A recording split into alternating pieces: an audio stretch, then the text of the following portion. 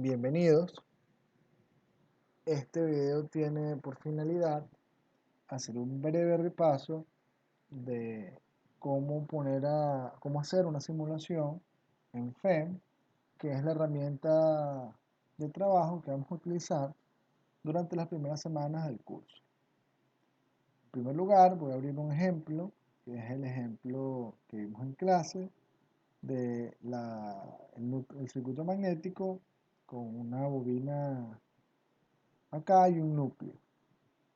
Entonces, acá vemos el núcleo de forma rectangular y vemos algunas etiquetas que nos dicen el material de que está dentro de cada sección. Aquí tenemos el núcleo, que yo lo llamé core. Tenemos en la ventana interior aire. En la parte exterior también tenemos aire. Y vemos que las espiras son de cobre. También observamos una indicación que se llama I y 10 y menos 10. Finalmente vemos acá unos aros muy grandes que son las condiciones de contorno que nos indican el infinito. O sea, cuando uno va a resolver un problema de campo magnético hay que decirle a la geometría que la línea de campo pueden crecer hasta infinito. Estas líneas se generan de forma automática con este botón cuando uno diseña el problema. Y básicamente señalan eso, no nos dicen mucho más. Ok, el tamaño de este problema, la geometría, las dimensiones, se observan a través de la grilla. Acá abajo observamos los puntos de un plano cartesiano. Por ejemplo, este nodo está ubicado aproximadamente en el punto 1.8 con 0.65. Mientras este nodo está ubicado a 4.93 con 0.65. Estos nodos que se seleccionan acá definen los distintos puntos del material. Luego que se definen los nodos, por ejemplo, yo defino un nodo acá y un nodo acá, yo con la herramienta de líneas puedo dibujar una línea.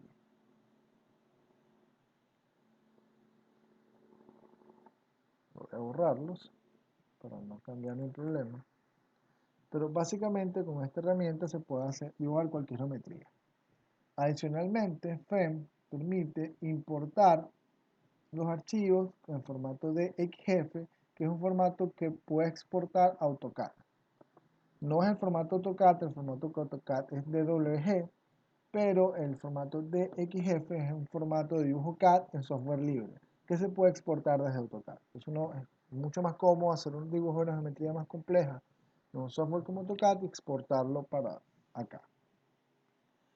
Estos materiales que se ven dentro del software fueron definidos acá en la pestaña de propiedades en Materials. Entonces, el aire, el material aire, entonces básicamente la permeabilidad del aire es mu sub 0 igual a la permeabilidad del vacío. O sea, acá nos pide la permeabilidad relativa del material. Entonces la permeabilidad relativa del aire es 1. No es un material conductor, no tiene coercitividad, no está laminado, simplemente 1 y 1 y ok. Entonces este es el aire. El cobre tiene una conductividad de 59.6 megasiemens por metro, que es un dato de tabla, pueden buscarlo en Wikipedia si desean, que es un material no magnético, como vimos en clase, y tiene una permeabilidad relativa de 1 y 1 en tanto la dirección X como la dirección Y. Esta herramienta permite estudiar materiales cuya permeabilidad sea diferente en función de la dirección del flujo, como es el caso de los aceros dulces. Finalmente, el núcleo sí tiene una permeabilidad relativa de 2500. Y ya, simplemente. Aquí uno puede decirle si el material está laminado y puede definir el factor de apilamiento del núcleo, que usualmente está en el entorno a 0.95. Bueno, esto es una simulación muy sencilla. Faltaría ponerle corriente a la bobina. Para ponerle corriente a la bobina, uno tiene que ir acá a propiedades de circuitos, Aquí yo creé un circuito que es el circuito I y en las propiedades le puse que tiene 1 amperio.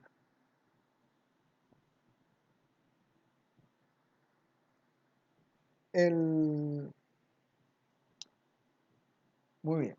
Luego acá con esta herramienta, que es la herramienta de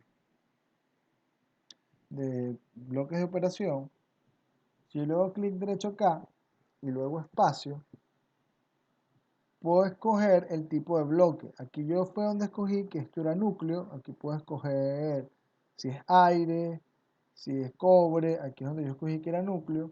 El núcleo no forma parte del circuito, entonces no forma ninguna parte del circuito. Y le doy OK. De forma semejante lo hice con el aire. De nuevo señalo con el clic derecho y abro con el espacio. De nuevo escojo que es aire y que no forma parte de un circuito. Para la espira, señalo acá. Entonces, digo que es cobre, que es el material del que está construido la espira. Digo que forma parte del circuito por donde pasa 1 amperio y le pongo 10 positivo del lado derecho. Del lado izquierdo, el procedimiento es similar, pero le pongo 10 negativo para decir que el número de vueltas está saliendo. En este caso tengo 3 en serie porque le dije al circuito que estaban conectados en serie, entonces tengo 30 vueltas. Yo hubiera podido construir una sola bobina y ponerles 30 vueltas, pero en este caso dibujé 3 grupos de 10. Depende de lo que uno quiera simular. Finalmente, las dimensiones, las unidades del problema y la profundidad se definen acá en la pestaña de Problem. Acá decidimos que las unidades eran centímetros, pueden ser milímetros, metros, o en el sistema anglosajón, pulgadas, pies, etc. Puedo definir una frecuencia si es un problema de corriente alterna. La profundidad, en este caso es 2,5 centímetros, y ningún otro dato que nos interese ahora. Finalmente, si yo quisiera, por ejemplo, mover esta pieza o mover un nodo, yo muevo la unidad de nodo, hago clic derecho sobre este nodo y me voy a la herramienta de mover.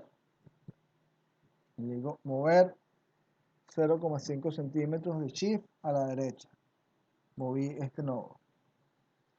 Si yo quiero mover una línea, me voy acá, clic derecho para seleccionar, me voy a la herramienta de mover 0,5 centímetros. Moví la línea.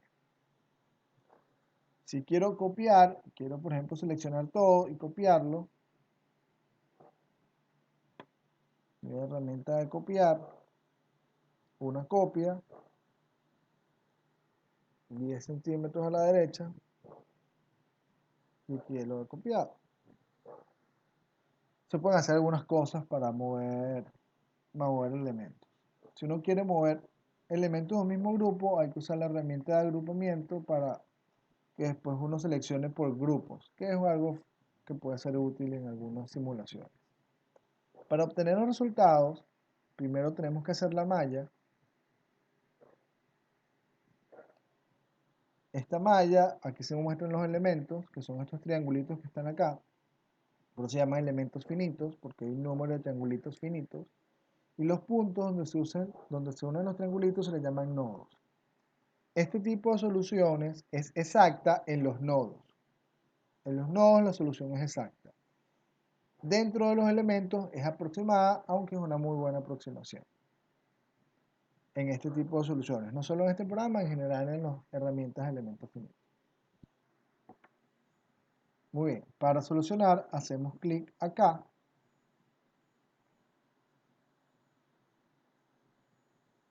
Él va procesando el cálculo. Una vez que termina, hacemos clic en los lentes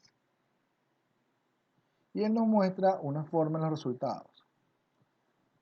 En esta forma observamos las líneas de flujo, las líneas de campo dentro del material. Podemos ver algunas otras herramientas acá, por ejemplo, acá él nos da un mapa de densidad. Entonces, tenemos que marcar que nos muestre el mapa de densidad. Nos puede mostrar el mapa de densidad de campo o intensidad de campo o de densidad de corriente. en función de lo que queramos observar. Y aquí tenemos el mapa de densidad de campo, donde nos muestra, digamos, el rango de variación del campo, que en este caso sería desde 0.1 teslas hasta 1 tesla, ¿no? Las zonas más oscuras 1 tesla, las zonas más verdecitas es menos de 0.1 tesla. Si nosotros quisiéramos ver un poco más el detalle de las líneas de campo, por ejemplo, acá tomamos la herramienta de líneas, acá, y esta puede hacer una línea entre nodos, de este nodo a este nodo. Entonces acá vemos, esta línea, él nos puede graficar lo que corta esta región, como una superficie en la dirección de la pantalla, ¿no? Así que podemos ver la magnitud de la densidad de campo, podemos ver el flujo normal, acá podemos ver el flujo normal, por ejemplo, entonces vemos el flujo normal en Tesla. Vamos a ver otra variable, vamos a ver la densidad de campo directamente.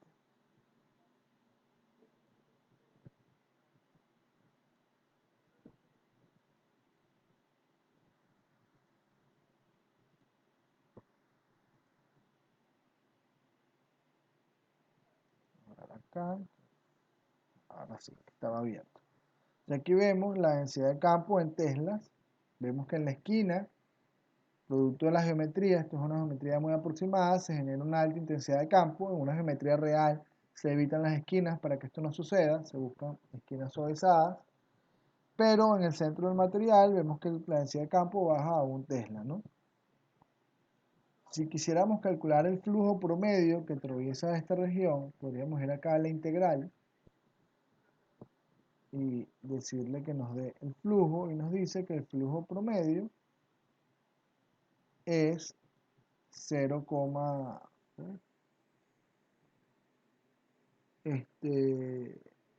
150 microweber sería y 0.92 Tesla. Estos dos resultados son los que deberíamos obtener del cálculo con circuitos magnéticos.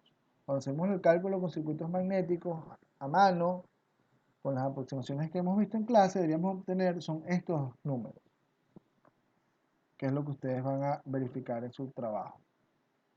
Esto nos da algún dato adicional de interés, por ejemplo, si le damos acá, él nos muestra la relación enlace de flujo sobre corriente que corresponde a la inductancia de la bobina. Esto es una inductancia de 4,5 milihenries, esta geometría. Muy bien, con eso se ha hecho un repaso general de algunas capacidades sencillas de este software. Se pueden hacer muchas otras cosas, pero en el curso, en principio, con estas herramientas vamos a poder hacer bastantes cosas. Hasta luego.